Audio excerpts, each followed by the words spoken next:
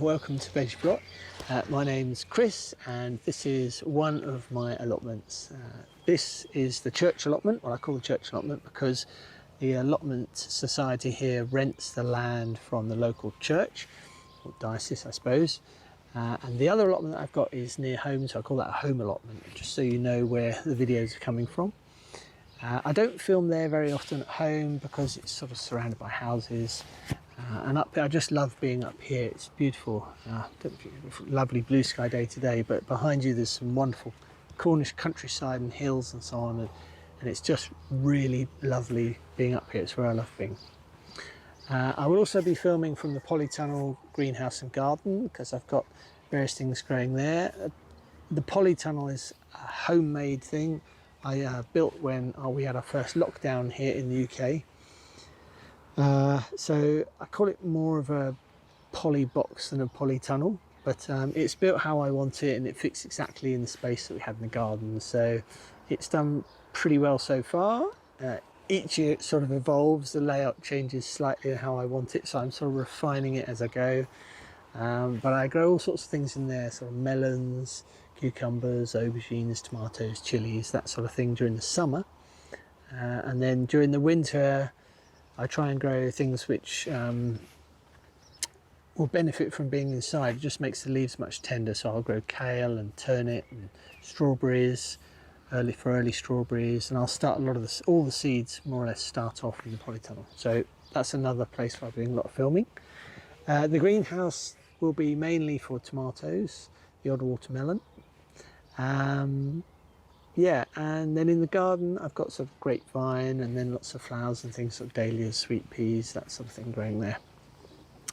Right, do you want to have a little look around here?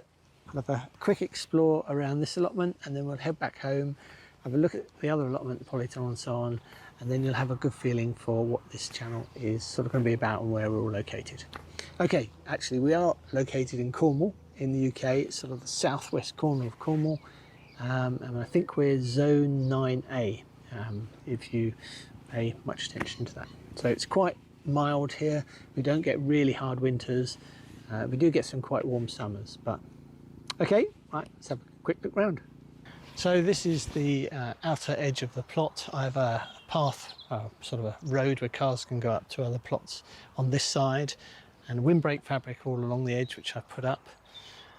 So it's kind of an odd shape. It's not a dead rectangular allotment. It's sort of curved on this edge, and then when I got it there was sort of a bit cut out at the top, which we'll have a look at in the moment, but since I've been here about a year now, they've given me that bit, so now the allotment's more whole. I think it's about a plot and a half type size. So down this end we have some fruit trees, miniature fruit trees, because we're not allowed to grow tall fruit trees, so they're on miniature pixie rootstock. This is a dual plum, and that's a dual pear, and this, although not on a pixie rootstock, is a damson which a neighbour gave us, which I've just taken the top off, and I shall keep it really short. Allotments here are on a sort of field, and so there are some drawbacks to that, in that the soil is really thin. You can't dig hardly any depth at all before you hit rock, and most allotments really are just stones. There is soil for a few inches on the top, but it's been arable land I think all the time, and it's really hard. So there are two ways really I thought you can grow stuff effectively here. Well, there are three I suppose, but the first one, say, is raised beds, which is how I've done things. So I've got my big sort of what I call the mega bed there, and then I have some simple raised beds around the allotment. We'll have a look at the others in a minute. Or you could go no dig, I suppose, just lay cardboard and your compost on top and then slowly build that up. Or you could of course sieve all the stones out, which I think some people here do, but that to me is quite hard work, and I really just wanted to get on grow. So most of my compost here is green waste compost. It comes from a company in Cornwall, I think they're called the Green Waste Company. So the beds are laid down with cardboard on the base, then I put cow manure in, and then seaweed because we're very near the coast, and then the green waste compost. And so basically I grow into that. So let's have a quick walk around, shall we?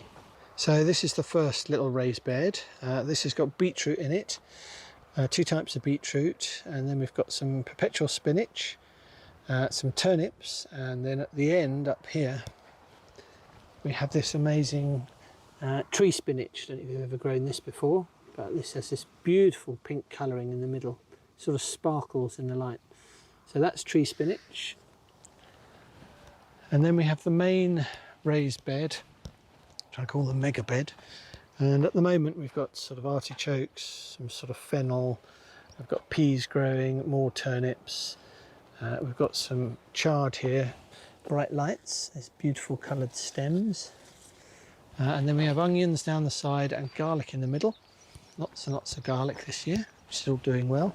It's all beginning to send up scapes, so I'll take some of them home for tea. And then we have some, let's go around this way, we have celery and some broad beans, and then some new beds which I put in last week, 4 raised beds here, 1 over here, water, compost bins and shed. Oh, and finally this is a flower bed. This is full of dahlias and all sorts of other flowers to attract pollinators. We'll head back home now and have a look around the other allotments, give you an idea of what they're like. The other allotment, I should say, Polytunnel and greenhouse. Just before we get to the walkabout of the home allotment though, I just wanted to introduce you to the studio. This is where I work, and I wanted to let you know that on VeggiePlot we're going to have different types of content, so they won't all be on the allotment and in the garden and Polytunnel. Some of them will be in here, and they'll be doing reviews perhaps of items that I use, not just a penknife obviously, but I do use this all the time. And I'll be doing reviews of magazines and books and articles in there, what's coming up in the industry at the moment, and also hopefully talking to other people perhaps on YouTube and Instagram, and maybe people in the industry. So I just wanted to let you know that's what where I am now. But without further ado, let's get on to the walk around of the home allotment, which by the way is narrated here from the studio because I didn't do a talk while I was doing it. Okay, see you there. So the nearest end to the house we have all the lovely globe artichokes. They're all in a couple of beds here, and then we've got some new raspberry canes which I put in, which are just beginning to sprout. Masses of chives all over the allotment, which I love because they attract bumblebees, and more raspberries behind there. Then we've got, this is sort of a fruit, soft fruit section, so these are gooseberries, and then there's a ravada, red currant just behind it. This is my favourite fruit bush on the allotment. Lovely berries to get off that. And then over here on the left we've got blueberries. I'm going to extend this bed later on in the year because the raspberry bed, which is just beyond it, which you can see is now sort of almost finished, so I'm going to extend that and convert this big bed back into vegetable beds at some point. Yeah, we suffer a lot from sawfly on the allotment. I don't know if you know what that is. The little caterpillars, and they can strip your gooseberries and currants in no time, so that's what's happened there to that one. And then we've got 2 blackcurrant bushes here. This is a variety called Big Ben, which is really big juicy berries, really delicious. And then I've got a bed for carrots, that's all got carrots in, and then 2 for potatoes. And the netting at the moment is to keep the cats off. Quite a lot of cats around here, so that keeps the cats off. Then we've got rhubarb at the top, which does a flop at this time of year and then bounces back, and then the compost heaps, and that's about it. So this is the greenhouse. It's very simple aluminium framed with glass 8x6 greenhouse. It was here when we when we bought the house. It'd be nice to inherit the house, wouldn't it? But you know, glass gets broken, so some bits are polycarbonate. But it's had a clean, and it's nearly all ready for this season's tomatoes and some chilies. So I'm going to have chilies and slower growing things on this side, and then the sort of dwarf tomatoes here, and then other tomatoes on this side. I grow these in hose lock containers. So basically the grow bag sits on top, spikes through the bottom of the bag, which has water fabric, not water fabric, but it's fabric which just sucks up the water and the roots go to the fabric, you know, that sort of thing. And each one of these is attached to a hose which automatically fills from here, which is another little setup I've got. So this comes in from the tap outside the house, and then I can control each one of the hose lock containers and fill them up directly from here. So I haven't got to fiddle about, because these can be a real pain. You know, if you've got to get water into this sort of slot here, it can be a right little pain. Anyway, the water tops up and this little dial goes round until it reaches the top and shows that it's full. So we have 4 of those in here. In previous years I've had 6, I've had another 2 down that side, but it just gets too much like a jungle.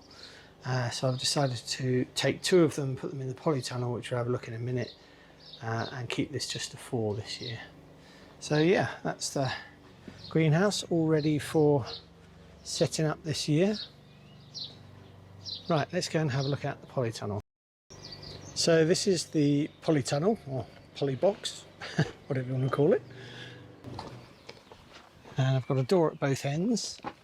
This is one. It's probably going to be quite warm in here. Have a quick look. Yeah, 32 degrees. So yeah, this is the polytunnel. We have a bed on the left, a narrow one in the middle, and a bed on the right. And then all the structure is put together using scaffold poles and tube clamps, so it's really easy to put together. And then we've got sort of industrial grade polythene cover for polytunnels, and then lots of this weld mesh, which is I used to grow up the melons and cucumbers. So I have that on all these divides that go up here. So at the moment we've got some aubergines coming. We've got overwintered chilies, which actually survived, which was amazing. They don't usually survive. And then we're sort of getting all the seedlings going. So these are some Greek basil, some sweet corn, all my chilies, orange and lemon trees. We've got some hollyhocks, Chinese cabbage, and then we've got a lot of squash here and pumpkins, more tomatoes, the chives, leeks rather, which are just coming on here. Some more, these are courgettes, more tomatoes, some night scented stock, a few more chilies, seedlings to come. And then on this side, which I bypassed a minute ago, we've got lettuce, lots of melons there, and cucumbers. So there's gherkins, watermelons, here we've got Picasso melons, onions coming along, a few more seedlings, California poppies, and lots of tomatoes. So the way this tunnel is managed is I have 3 water butts, one here, well, one on each side, one here, one here, and these butts go via a tap. I haven't fixed it all in yet, but a timer which goes around via a tube and then waters this bed. This one goes around the back and waters that bed. You can see all the tubing's in position now, but I just haven't connected it. And then beyond these 2 lemongrass, the final water tub, which basically will have again another water line which will run around and feed the middle bed. And these are just all gravity fed. There's no electricity in here, so the actual timers are battery operated, and they kick in the summer once a day or twice a day, depending what I've set the setting at. And there you have it. It's a bit of a mess in here at the moment because we're just sort of madly doing seedlings and things like that, but it's all coming together. I think this weekend will probably be tomato planting out weekend. I've got an awful lot of tomatoes to plant out and get the aubergines in the ground as well. And I've got lots of dahlias outside, which I turfed out a couple of days ago. And they're all hardening off sort of in the shade, semi-shade. Ready to go out in the horseshoe bed, which is just outside here. And I've also got some beans just out the back hardening off as well. So this is the top part of the garden. I've got a couple of raised beds here. This will have flowers in this year. Sometimes they have strawberries, but this year will be flowers. We've got a kiwi growing up the fence up there, which probably should be moved more into the sunshine, but that's a self-fertile kiwi. A lovely bay tree. And then we have the Dornfelder grape growing along here. It's just coming into leaf. And beyond that we have the male kiwi. It's got masses and masses of flowers coming, but we haven't got a female. We had one where the grape was growing, but it died off when we planted them both, so we desperately need another female kiwi plant to get some kiwis, but this plant just grows like mad every year. So that's it. That's everything we've got going on here and the allotments. Speak to you soon, and bye for now.